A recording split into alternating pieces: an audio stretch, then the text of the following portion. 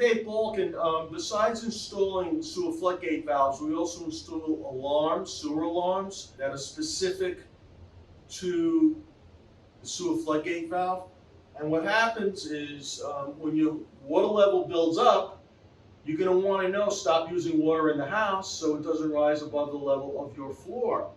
And this alarm is kind of awesome. We have wiring that connects up and is sensitive to the water level in your sewer. And the alarm obviously is kind of piercing. You'll hear it on different floors of the house. And this can save you a lot of damage because a floodgate valve will stop water from going back into your building. But how do you know to stop using water in the house? Not take a bath, not do your dishes, not do the laundry, because then the water will still rise up on the other side of the floodgate valve, and that's what this does. I hope that helps you out there. Thank you.